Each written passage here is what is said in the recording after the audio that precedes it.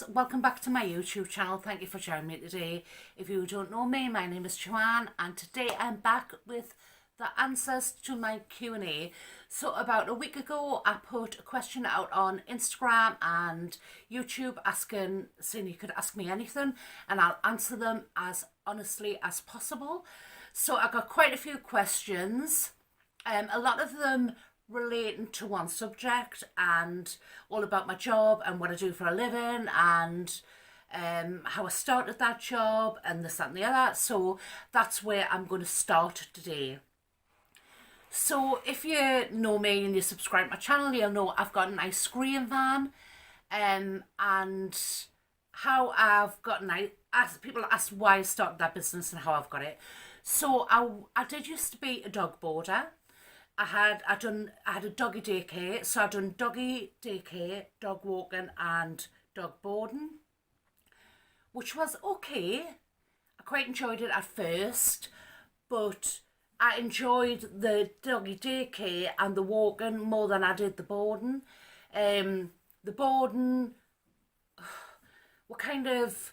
The first year I took any sort of dogs, and as the years progressed, I'd done it for 8 years, it got sort of smaller and smaller to the point where I just took dogs that I knew, because in the early days people used to drop dogs off and they used to say they were fully house trained. They used to go away on holiday and the next thing they would be paying up me blooming furniture, or they would say that they were, you know, they were like fully trained and there were no bother the dogs and they slept all night, and then 2 o'clock in the morning I would be woken up by barking and have to come downstairs.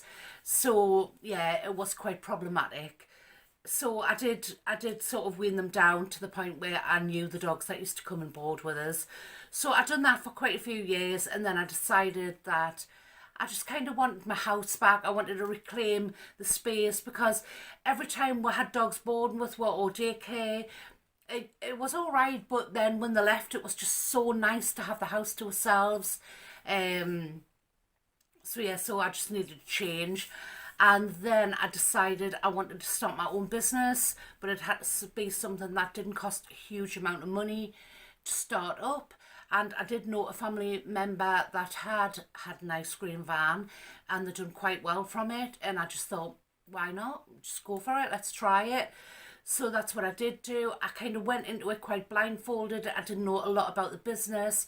I'd done a little bit of research online and I joined a few forums and sort of found out generally, you know, like about the general running of an ice cream van. But I kind of learned on the job. I had never ever pulled an ice cream before, so the first time I'd done it was on my van. So yeah, so we got some money together and we decided to buy the van, and somebody had asked us a question. They said they would like to start an ice cream business for their husband and what I needed to start my business. So basically all you need is your van. I think it's extremely important that you get the right ice cream machine in the van, because you can buy either a hard scoop van or a soft scoop. Mine is the soft, which means I've got the Mr. Whippy machine in my van, and they are very expensive. That's more expensive than my van. My van is just like a bag of hammers. It's like a real old knacker, but the ice cream machine inside is really good.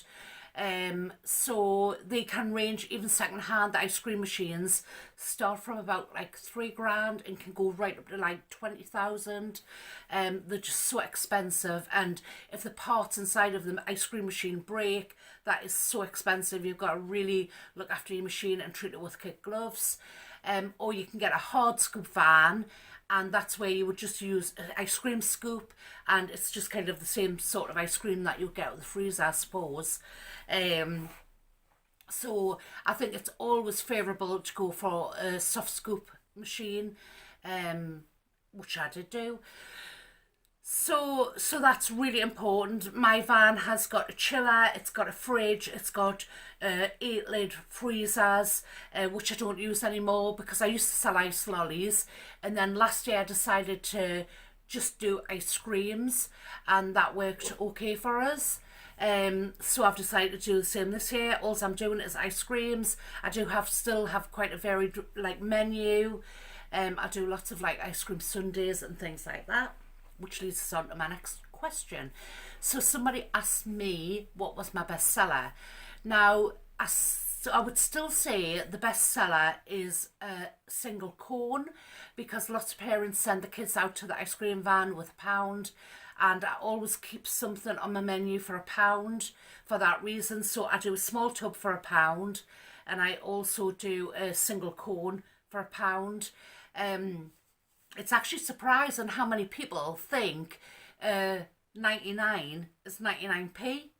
Well, it's not. It's like 130 for a 99, and up here it is. But I suppose if you went down south, you're looking at maybe £2.50 for a 99. But yeah, they're definitely not 99p anymore. Right, so sorry, so going back to the question before, the person that asked us how to start an ice cream business and what you need. So you need a license from the council, and that would say what kind of license you have, whether you want to be on a pitch or you want to be a street trader. Personally, I would love to be on pitch, but there's no pitches available where I live, so I'm actually a street trader. So my license allows me to go anywhere around North Tyneside other than coastal areas. I can't go around like retail parks, shopping centres, or I can't go next to like shops and things like that where other people would sell ice cream. But apart from that, I can go anywhere. You've got to be very careful you don't step on another ice cream trader's toes, because if you do, they're going to let you know about it. They're very, very sort of, literally, if you go up the wrong street and there's an ice cream, you're going on somebody else's sort of route, they're going to jump on you. But yeah, so that's the way it is. I mean, I'm sure you've all heard about ice cream wars, where people get the vans destroyed and burnt out and things like that, and I believe it still goes on. Yeah, so I needed a street trading license. I needed a hygiene check from the council. You need public liability insurance. I needed obviously tax, insurance, MOT on my van, and pretty much that is it, and stock, and you're good to go. So it doesn't take a lot. Accounts were quite easy. I just do my accounts at the end of the week. I'm not very academic, so if I can do them, anybody can do them. So yeah, that was quite easy. People asked how long I've had my van. So this is my 3rd season coming up, so it's like my 3rd year. I normally work from the last week in February through till the last week in September, maybe October. It's very much weather dependent. If the weather's still good in October, I'll work October. I did do quite a bit of work in October this year. The year before, I didn't work October at all. So, you know, if we get a good late summer, I'll work as long as I possibly can, and then it means I can have my favourite months off, like October, November, December. January, when it's not like cold, I can stay home and do the things that I really enjoy doing, like my crafts and things like that. I've actually just spotted some paint. I've been spray painting my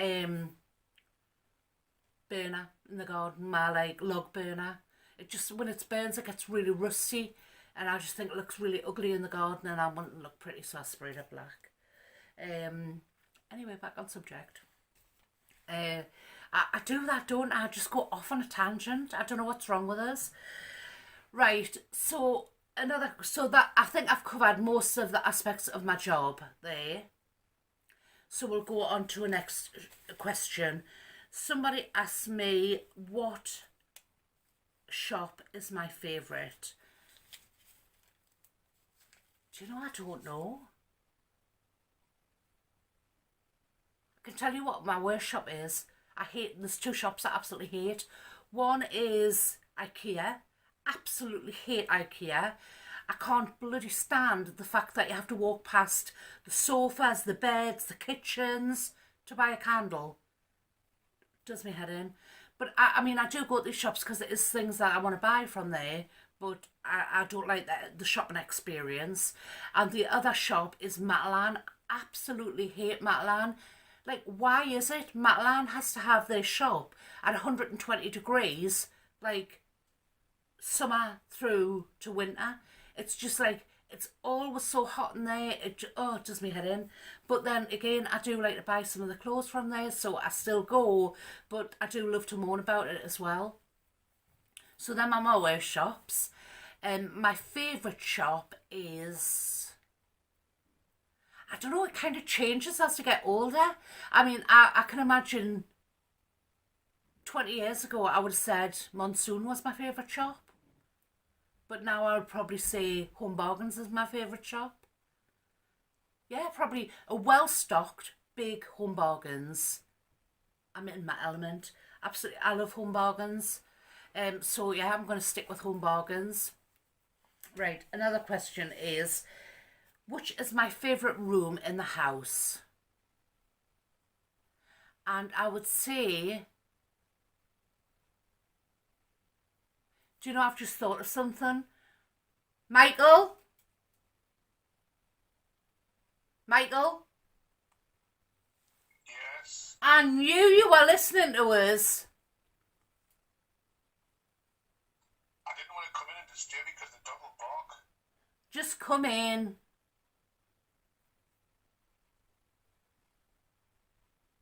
Come in. Let's explain what happened there. So basically, I'm sitting filming with my ring light on. I seen my husband pull up in the car, but he didn't come in. So I'm wondering why, and then it just dawned on us that we've got this camera here so we can watch pictures when we're out to see what she's up to. And I knew he was sitting in the car with the camera on, watching us film, and he didn't want to come in to disturb pictures because she would just kick up a fuss and start barking. So that's the reason. That's why I said what I did. Anyway, I'll go back to my next question. So somebody asked me what was my favourite room in the house, and I think the answer to that is got to be the bedroom. I love going up to bed dead early. I'm definitely an early to bed, early to rise, but I like to go up at about 9 o'clock and just get cosy and watch TV in the bedroom. So yeah, I would say definitely the bedroom is my favourite room. Yeah, definitely the bedroom. Somebody asked me whereabouts in Newcastle am I from and what year was I born. So I was born in 1969, which makes me 51. I'll be 52 on my next birthday. And I live in North Shields, which I really do like North Shields. I don't think, even if I won the lottery, I don't think I would move out of this area. I would still keep it as my base. Definitely the northeast would still be my base. So yeah, I do like North Shields. Right, so what's my favourite thing about myself? It was another question. What can I say is my favourite thing? Michael, what's my best feature? Do you mean aesthetically wise? No, just like what do you like about us? Bugger all. Everything. Everything. There's too many to name. It's impossible. You're just the perfect wife. You're perfect in every which way. Oh, wasn't that nice? I think probably the thing that I like about myself best is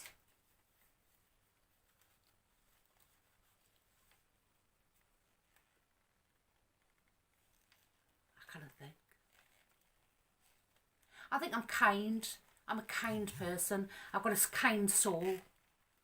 And that's probably what I like mostly about myself. Yeah. Probably my kindness. Yeah. So that was that question. So we've covered my job. What's a favourite room? Right, somebody has asked me if I spend all day cleaning and how do I keep my white furniture white. Well, I definitely don't spend all day cleaning. In fact, I do as little as possible as I can get away with. Most of my things on my sofas are washable, so they just go in the washer every so often. The covers off the back of my sofa are removable and washable, so a couple of times a year I just take those off and put them through the washer. Carpet is cream. I'm not overly house proud. It's a very much lived in house. Dogs up on the furniture, dog sleeps on the bed. I know lots of people might think that's disgusting, but I'm not going to make any apologies about letting my dog sleep on the bed. She's part of the family and I don't mind at all. But no, I feel like my house is really low maintenance. I'm not very tidy.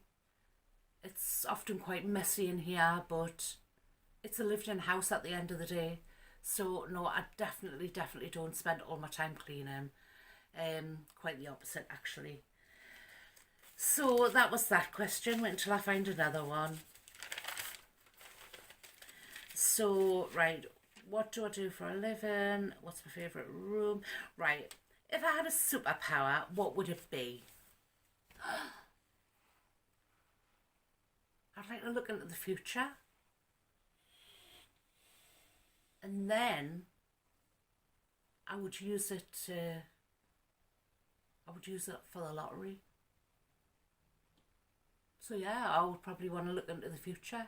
If I had a superpower, that's what it would be. And I would put the lottery on and then I wouldn't have to work. And yeah, people say money doesn't bring you happiness. I think it will bring me happiness for sure. Although I am very happy. I'm very happy in my own skin. I'm very happy. I know I'm on this like health kick journey, but I'm doing that for my health. It's not because of the way I look. I'm really okay with that. Yeah, I would like to be slimmer, but do you know, I don't beat myself up over not being slimmer. And I am very happy with my lot. I don't always strive for things that I haven't got. I'm happy with my life, I'm happy in my marriage, I'm happy with my family. So yeah, I would say I'm quite a happy person. So that's that question. So what else do I need? Do you know, I think I'm almost at the end of that now. All right, what inspires my home decor? I'd probably say, do you know, YouTube the I look at other videos and get inspiration from them. Just looking online basically, and I'm the sort of person that knows what I like, and I just kind of know. So I would say a lot of other people's YouTubes I'm inspired by. Amanda, what was your question? No, right, I think I've pretty much covered everything. I've got one more to go, and the last one is, who do I like to watch on YouTube? I've got quite a few who I watch.